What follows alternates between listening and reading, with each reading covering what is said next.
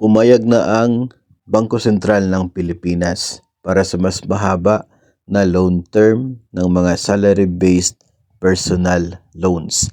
Yung dati po ay hanggang 5 years lamang, ngayon ay up to 7 years na ang aprobado ng Bangko Sentral ng Pilipinas. So ibig sabihin po nun, yung mga salary loans na ang amortization ay deducted mula sa sahod, pwede na ito hanggang sa 7 years. Pero hindi po yun automatic, of course. Ayon po sa Central Bank, ang bagong maximum repayment period up to 3 years or 5 years sa ilang mga cases will apply to all borrowers including teachers and other employees. So ito po, no, yung ibang cases po ay mananatili pa rin or until 3 or 5 years lang. Pero yung majority of the cases ng salary loans ay hanggang 7 years, yung maximum na pinapayagan ng Central Bank. Ibig sabihin po nun, kapag yung bangko ay mag-offer ng up to 7 years na loan term, ay allowed na po siya. Hindi po siya illegal. Kasi nung dati, hindi siya pinapayagan ng Central Bank up to 5 years lang. Ngayon, it's up to the bank pa rin kung mag-o-offer sila ng ganito kahaba na loan term. Ang malaking tanong ngayon ay para po sa mga personal ng DepEd kung ito ba ay applicable. Of course, applicable po. Sinasabi po ng Central Bank, including the teachers, ay applicable po itong bagong maximum na repayment period. Pero hindi po talaga automatic yan. Si BSP pumapayag, pero tandaan po natin na yung mga bangko na nagpapautang sa mga DepEd personnel ay sumusunod sa agreement ng DepEd at ng mga bangko. So, ang magiging big factor dito ay si DepEd mismo.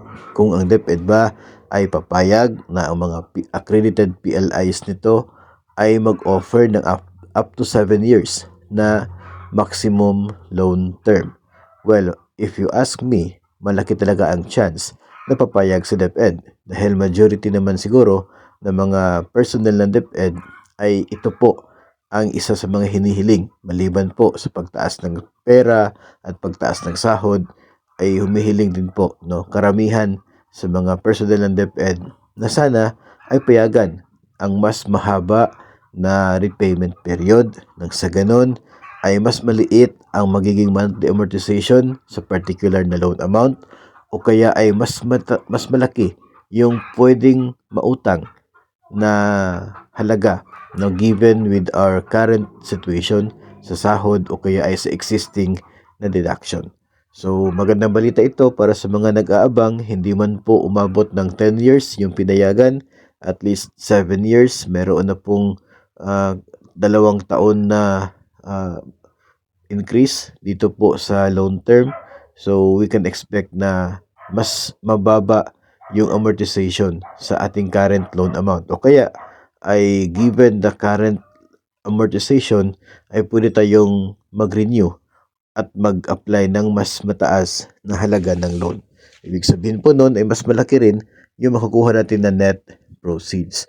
Pero tandaan po na hindi naman po ito always o kaya ay at all aspects positive, dahil marami din naman po mga negative na mga epekto ng mas mahaba na loan term, katulad na lamang ng mas matagal na paghihintay bago mabayaran yung utang, o kaya ay yung tendency na mas malubog sa utang si borrower, o kaya ay after a year or 2 years, mas maliit ang magiging net proceeds kapag tayo po ay nag-renew, no, sa susunod na mga taon after po natin ma-avail. Ang maganda po dito ay sa first na pag-avail mo ay medyo mararamdaman mo, no, yung increase talaga sa magiging net proceeds given with your current loan amortization. Pero after po nun, medyo matagal na yung hihintayin mo para aabot ng let's say 20k or 30k yung magiging net proceeds, dahil nga mas maliit yung binabayaran doon sa utang bawat buwan. Isa po yun sa mga disadvantage po niya na dapat mong tibagin muna bago po mag-avail dito sa if ever man po na i-apply ito ng Department of Education. Isa din po na dapat po nating tandaan, ito ay isa lamang pong loan offer, no, na mayroon pa rin pong power itong bawat borrower na mamili kung ilang taon yung gusto po nila na repayment period sa kanila pong a-applyan na loan. Pwede naman po na until 3 years lang or until 5 years lang ang piliin ninyo at hindi ninyo i-avail yung maximum na 7 years. So, abangan po natin kung kailan po ito ma-implement para po sa mga DepEd personnel.